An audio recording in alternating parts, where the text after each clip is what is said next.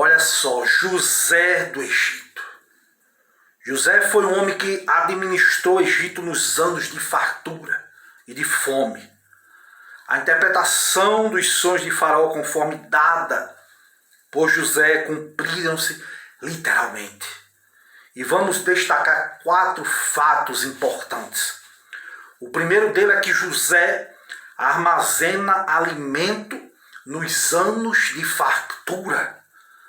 Conforme José havia interpretado, nos 7 anos de fartura a terra produziu em abundância. José não permitiu que nada fosse desperdiçado. Ele ajuntou o mantimento durante os anos de bastança, nos campos férteis, próximo ali das redondezas do Egito. Não é sábio desperdiçar. Não é sábio desperdiçar só porque se tem com fartura. Não. O desperdício, o gasto abusivo é esbanjador, é insensata mordomia. O esbanjador joga fora o que vai precisar muitas vezes amanhã. O administrador tolo não recolhe todos os frutos no tempo da bonança.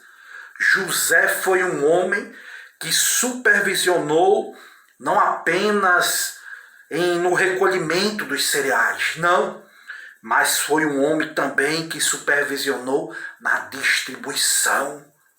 Era um homem sábio, um homem que estava presente no recolhimento e na distribuição daqueles 7 anos de fartura.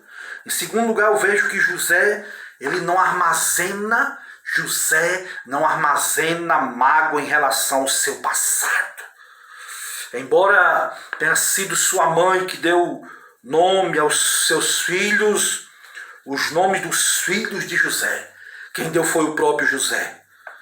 Aleluias, o fim do velho era chegado. O potencial do novo estava chegando. É digno de nota que José dá aos seus filhos nomes hebraicos, nomes bíblicos. José foi um homem que não nutriu vingança contra os que fizeram amargar 13 anos de sofrimento. Não. José, quando começou a reinar no Egito, ele não começou uma caçada contra os seus irmãos para lhe dar o troco, não. Ao contrário, ao atingir a fama, nós vemos que José, ao atingir a fama da riqueza, do poder, José ergueu um monumento vivo de padrão, chamando o seu filho primogênito de Manassés. O que significa Manassés? Significa que Deus me fez esquecer de todos os meus trabalhos e de toda a casa do meu pai. José não esqueceu da família. José não esqueceu dos acontecimentos que haviam ocorrido. Aleluia, mas se esqueceu da dor, do sofrimento que havia lhe causado. Não podemos administrar as circunstâncias que nos cercam, mas podemos administrar os nossos sentimentos. Não podemos administrar o que as pessoas fazem contra nós, mas podemos decidir como vamos reagir a essas ações. José escolheu guardar o seu coração da mágoa. Deus tirou do coração de José as lembranças inconsoláveis, as memórias rancoráveis. Manassés significa perdão. José olhava para o seu filho, Manassés, e trazia à memória a decisão de esquecer o passado, de esquecer os sofrimentos. O perdão é uma necessidade vital para quem deseja uma vida vitoriosa. Quem não perdoa vive na pior das masmorras. O ódio mata, mas o perdão dá vida.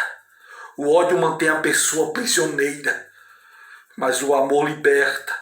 É impossível ter uma vida saudável, uma família saudável, sem o exercício do perdão. Nutrir mágoa por alguém é como tomar um copo de veneno, pensando que o outro é quem vai morrer. O perdão cura, o perdão liberta, o perdão restaura, o perdão é a asepsia da alma, é a faxina da mente, é a alforria do coração, é o perdão. Em terceiro lugar, eu vejo que José demonstra gratidão em relação ao seu presente e futuro. O segundo filho de José é um monumento vivo da generosa graça divina, da providência divina. Se o primeiro filho, Manassés, José olhou para trás, o segundo, ele olha para frente e reconhece que Deus o fez prosperar na terra da sua aflição. Enquanto Manassés significa perdão, Efraim, seu segundo filho, significa duplamente frutífero. A prosperidade é resultado do perdão.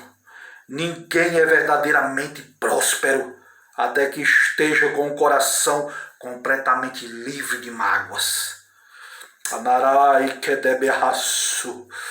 A vida de José é uma trajetória de prosperidade. É o que vemos da palavra. Foi próspero na casa de Jacó, seu pai. Foi próspero na casa de Potifar. Foi próspero na prisão. Foi próspero no palácio. Aonde José chegava, a prosperidade chegava junto. Por quê? Porque a mão de Deus era com José. As pessoas que viviam perto dele eram abençoadas. Por meio de José fluíam as bênçãos de Deus. Mesmo quando estava sendo afligido, era um homem abençoado. Agora, depois do treinamento da aflição, e guinado ao trono para ser o provedor dos famintos, o salvador do mundo, José saiu das profundezas da humilhação para as alturas da exaltação. Essa viagem rumo ao topo foi conduzida pela mão providente de Deus. E em quarto lugar, para nós encerrarmos, José abre os celeiros do Egito, se torna o provedor do mundo nos anos de fome. Quando a fome apertou no Egito, as pessoas recorreram a Faraó, que ordenou o povo a procurar por José. Pessoas vão procurar por você, para você ajudá-las. No momento em que a fome apertou em todo o mundo, José abria os celeiros, aleluias, da providência para ajudar os egípcios. José tornou-se um provedor dos povos.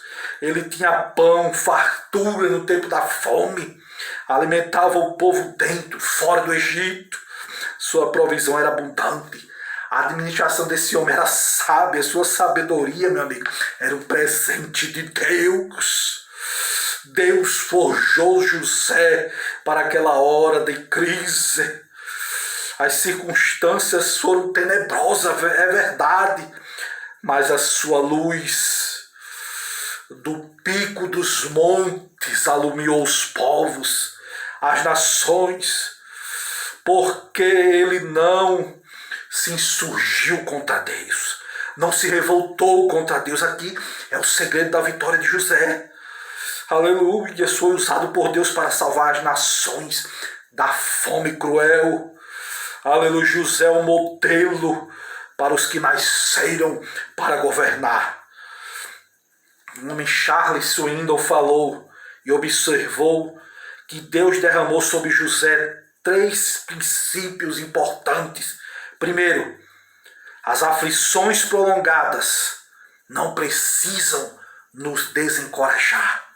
Em segundo lugar, Swindoll falou que as lembranças desagradáveis não precisam nos derrotar.